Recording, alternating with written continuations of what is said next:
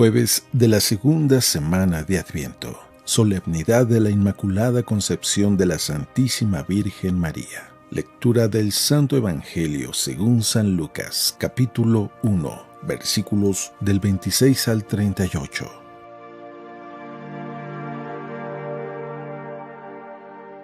En aquel tiempo, el ángel Gabriel fue enviado por Dios a una ciudad de Galilea llamada Nazaret, a una virgen desposada con un varón de la estirpe de David, llamado José. La virgen se llamaba María. Entró el ángel a donde ella estaba y le dijo: «Alégrate, llena de gracia, el Señor está contigo». Al oír estas palabras, ella se preocupó mucho y se preguntaba qué querría decir semejante saludo. El ángel le dijo: «No temas, María, porque has hallado gracia ante Dios. Vas a concebir y a dar a luz un hijo y le pondrás por nombre Jesús. Él será grande y será llamado Hijo del Altísimo. El Señor Dios le dará el trono de David su padre, y él reinará sobre la casa de Jacob por los siglos, y su reinado no tendrá fin». María le dijo entonces al ángel: «¿Cómo podrá ser esto, puesto que yo permanezco virgen?»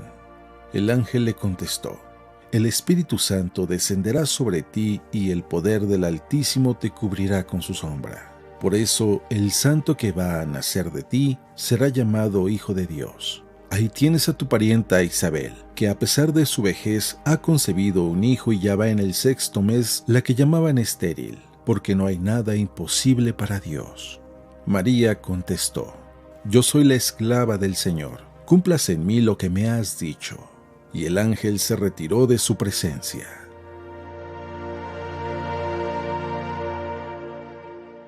Palabra del Señor.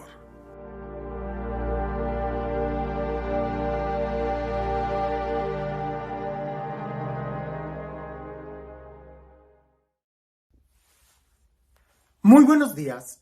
El día de hoy estamos de fiesta. Es una solemnidad. Estamos celebrando la Inmaculada Concepción de la Santísima Virgen María. Pero vámonos despacio, no trates de correr.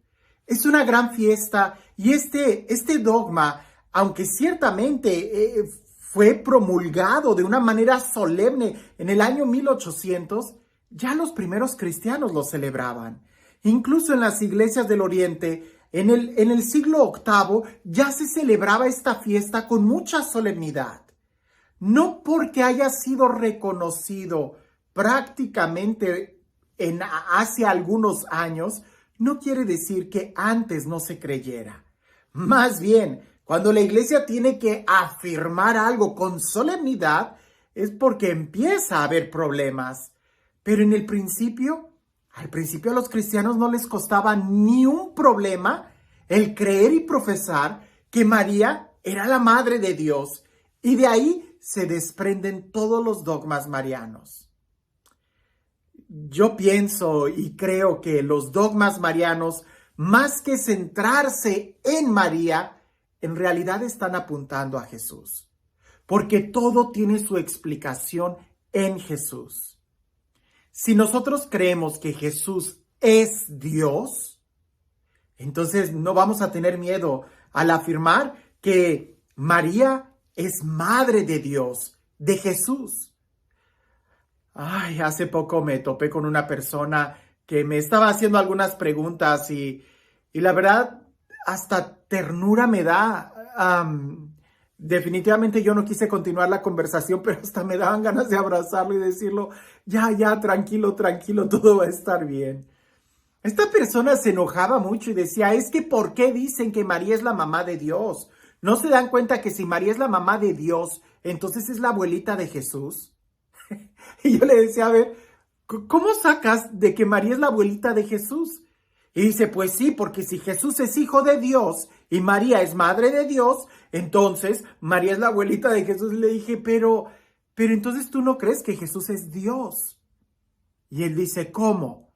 Le digo, y le empecé a mencionar muchos textos bíblicos donde Jesús es Dios, se presenta como Dios. Los evangelios hablan de que Él es Dios. Simplemente leer el prólogo de San Juan. Y él decía: pues es que no me convence, o sea, sí, Jesús es Dios. Y le digo, muy bien, ¿y María es madre de Jesús? Sí, pero de Jesús, no de Dios. Yo de ahí no lo podía sacar. A veces nosotros nos ofuscamos tanto en algunos pensamientos que se nos olvida que la fe es precisamente eso, fe. Sí tenemos que dar razones de nuestra fe.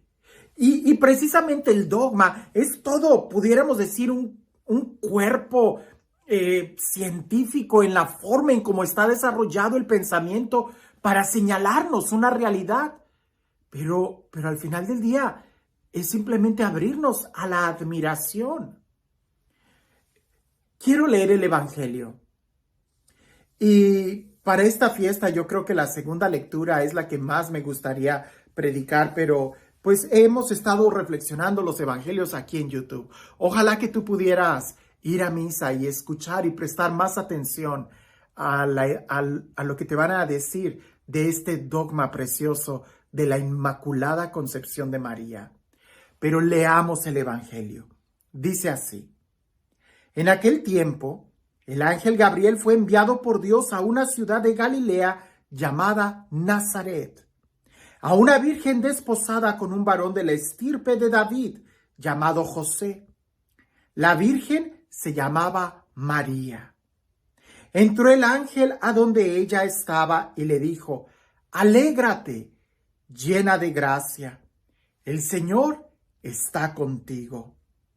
Al oír estas palabras, ella se preocupó mucho y se preguntaba qué querría decir semejante saludo. El ángel le dijo: no temas, María, porque has hallado gracia ante Dios. Vas a concebir y dar a luz un hijo, y le pondrás por nombre Jesús. Él será grande y será llamado Hijo del Altísimo. El Señor Dios le dará el trono de David su padre, y él reinará sobre la casa de Jacob por los siglos, y su reinado no tendrá fin. María le dijo entonces al ángel: ¿cómo podrá ser esto, puesto que yo permanezco virgen? El ángel le contestó: el Espíritu Santo descenderá sobre ti, y el poder del Altísimo te cubrirá con su sombra. Por eso, el santo que va a nacer de ti será llamado Hijo de Dios. Ahí tienes a tu parienta Isabel, que a pesar de su vejez ha concebido un hijo y ya va en el 6º mes, la que llamaban estéril, porque no hay nada imposible para Dios. María contestó: yo soy la esclava del Señor, cúmplase en mí lo que me has dicho. Y el ángel se retiró de su presencia. En este texto podemos ver muchas frases que nos deben de iluminar. Y no se trata solamente de hacer un examen, de sintáctico del texto bíblico. No, la fe va más allá, es una experiencia. Pero si tengo la Biblia en griego, en algún otro video, yo te mostré la Biblia abierta y te decía las palabras que se usa y el lenguaje, ¿verdad? Esa frase, como el ángel le dice, que jaritomene, o sea, la llena de gracia, no es una buena traducción, porque la conjugación en griego implica una acción constante, algo así como lo que nosotros tenemos como el presente perfecto, ¿verdad? Decíamos las terminaciones ando, yendo, estoy comiendo, o sea, en este momento estoy comiendo. Bueno, en griego hay un verbo, una conjugación que implica el pasado, el presente y el futuro. Es una acción constante. Y estas conjugaciones no se utilizan mucho. Por eso en el español no lo tenemos. En el inglés tampoco tenemos este tipo de conjugaciones. Pero en griego sí está. Y es ahí donde el ángel le dice a María, la llena de gracia. En el español entendemos que la llena de gracia es como que en ese momento. Lo que puede decir o lo que pudiera significar que antes no o que después quizás no. Pero así no está en el idioma original. En griego, si leemos la frase, nos da a entender que antes, ahora y después, ella es la plenamente llena de gracia. Vaya, qué saludo le da el ángel a María. Luego, en todo este contexto donde se desarrolla ¿quién será él? ¿Será llamado Hijo de Dios? ¿Será el Salvador, el portador de todas las promesas del Antiguo Testamento? Pero al final, como el ángel le dice, no hay nada imposible para Dios. Y aquí nosotros pudiéramos hacer un alto y reflexionar de una manera sencilla. ¿Dios pudiera pre-redimir a alguien? Sí, porque no hay nada imposible para Dios. Pero no nos centremos en María. Enfoquémonos en Jesús. Jesús es Dios hecho carne, como dice el prólogo de San Juan. La palabra se hizo carne. La palabra era Dios. La palabra estaba con Dios. Y la palabra se hizo carne y puso su morada entre nosotros. Está hablando de Jesús. Dios se hace carne. ¿Para qué? Para que Él, asumiendo nuestra naturaleza, pudiera salvarnos en la cruz. Pero la carne que Jesús tenía que tomar, por supuesto, tenía que ser 100% humana, ¿verdad? Pues no es un extraterrestre que bajó y ya apareció aquí. Tenía que ser 100% humano. Tenía que nacer exactamente como uno de nuestra especie. Pues lo que no se asume no se redime. Por eso nació en una mujer.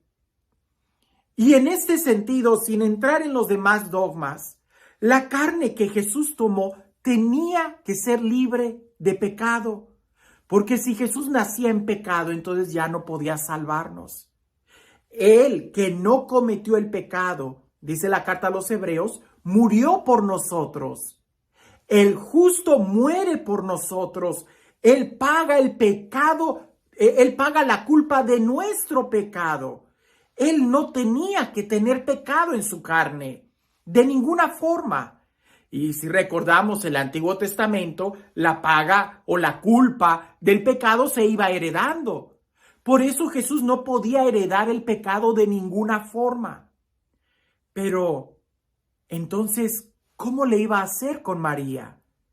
Bueno, ahí es donde entra este dogma de la Inmaculada Concepción.